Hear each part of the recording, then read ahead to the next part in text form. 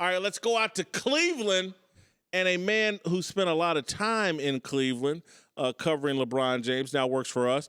Chris Broussard, FS1's NBA analyst, joins us live from Cleveland.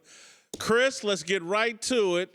What's up, man? Hey, let me ask you this. Did they think we needed to be 2,500 miles apart to be on the show together? No, listen, people were questioning, how come Chris ain't on SFY? You mad at him? And I was like, hey, it's tough to do from Cleveland. You guys watched basketball together later that day. I know. People miss the picture. Exactly. But, we both know you can disagree and still be cool. Absolutely. All right, let's get to it. Maybe we'll disagree here. How much blame do you put on LeBron James for that loss last night? I mean, look, he's going to get the lion's share like he gets the lion's share of credit because he's the best player, not only on the team, but in the world. But you have to say this first. They are not in position to win that game or even come close to winning that game without what was a sensational performance by LeBron. Here's how good it was. You know the numbers. But, well, beyond that, he played 45 and a half minutes last night, okay? That's impressive in itself.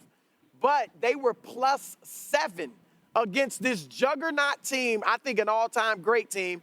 They were +7 in the 45 and a half minutes LeBron played. The 2.5 that he didn't, they were -12. So think about that. I mean, he had the Cavs winning when he was on the floor, and just that brief span he wasn't, they fell apart. So let's give him credit for that. But certainly at the end of the game, he did not deliver. I don't kill him for everything that happened. I think the pass to Kyle Korver was a good basketball play. Kyle Korver is one of the greatest three-point shooters in NBA history. The corner three is the easiest three-pointer in the league. You got to believe he can make that shot. I think on Durant's three-pointer, LeBron does have to get out higher on him because you know Durant can hit that shot. I know he's concerned about the blow-by, but that would only tide the game. You got to get out there and do a better contest. But, he didn't deliver in the clutch. I think he may have been a bit worn down. I heard you talking earlier about, he hasn't learned to pace himself. I think he has, and I think during the regular season, he was able to pace himself, and that's what enabled him to lead the league in minutes this late in his career. But most of the games, he was not guarding a great player. I mean, he didn't guard Paul George for most of that series with Indiana. He didn't guard the best player. He would roam a lot and be able to run the defense that way. This series, he has to guard Kevin Durant, which is obviously taxing.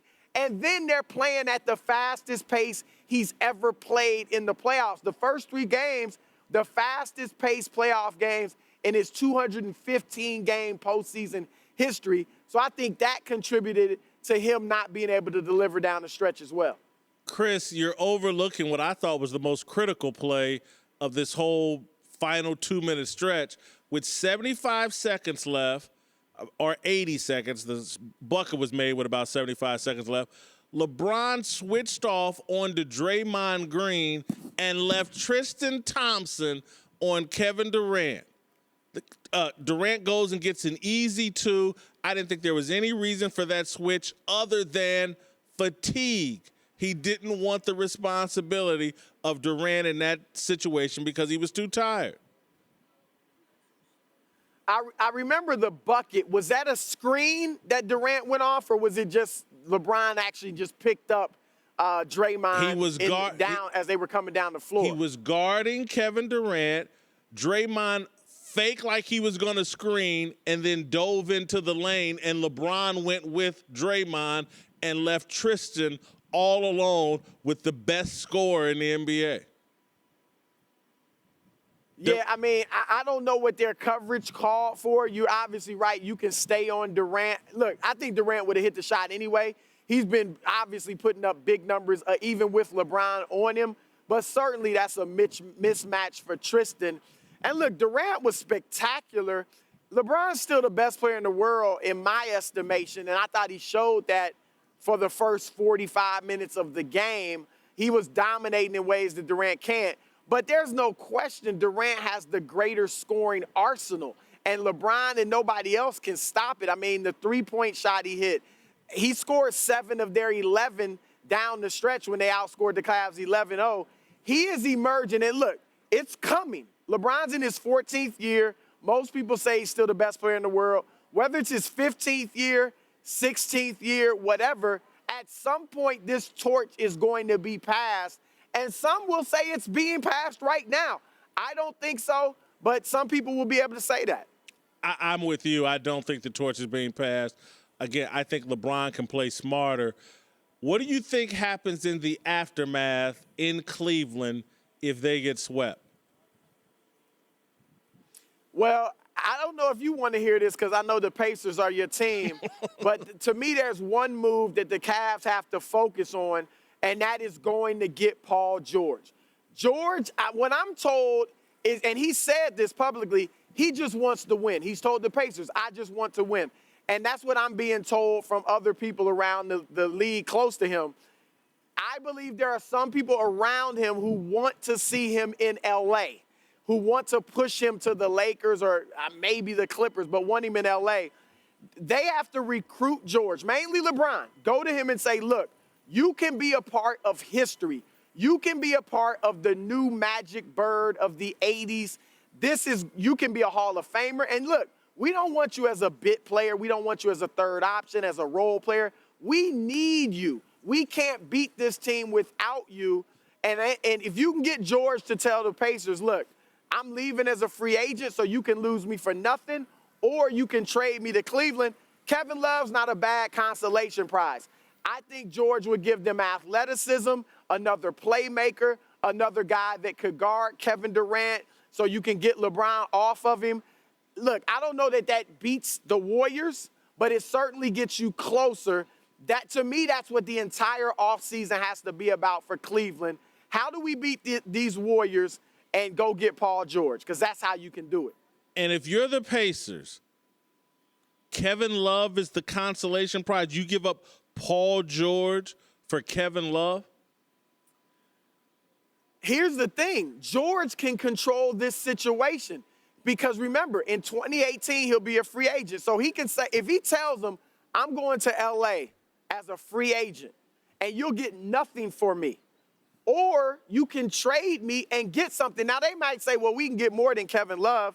But he can say, if you send me here, if you send me to Boston or send me to Washington or wherever, I'm not going to re-sign with those teams. I will leave after a year. Then those teams won't trade for him. They won't give up value for him. But if he says Cleveland's the only place I'll stay long term, then he could force them to trade him to Cleveland. Now, maybe you could make it a 3-team or 4-team deal where Indiana could get more than Kevin Love. But I think that's the play. I'm not saying it will happen, but it's realistic. Let's not say Cleveland's going to get Kawhi Leonard or Karl Anthony Towns or Anthony Davis. Those aren't realistic. But Paul George, Jimmy Butler, Gordon Hayward, those are realistic. But I really want George out of those three. If you're Dan Gilbert and LeBron has talked you into Tristan Thompson for $80-some-odd million or whatever it is, J.R. Smith got a new contract, Shumpert got some money. Are you real happy with LeBron? Do you allow LeBron to continue to manipulate your roster? So you picture them sitting around at dinner, LeBron saying, hey, man, I don't think they talk. I think there's it's a business relationship. But look, you can talk about the roster. Obviously, they overpaid Tristan and overpaid J.R. Smith. They're represented by LeBron's agent, Rich Paul. So I get where you're going at. But here's the thing, Jason.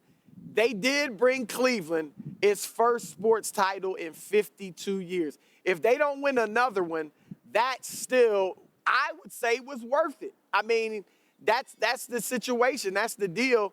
I don't know that Gilbert will get tired of trying to win. It's going to cost money, obviously. It's going to cost the Warriors money to keep this team together. But I think that he would do it, or that's where the rumors come from that LeBron could try to leave. I don't think LeBron would leave or does leave, but I think it's good for him to keep it out there that maybe he would leave because that gives him leverage to keep the Cleveland Cavaliers' feet to the fire and say, keep adding players so we can keep trying to win championships.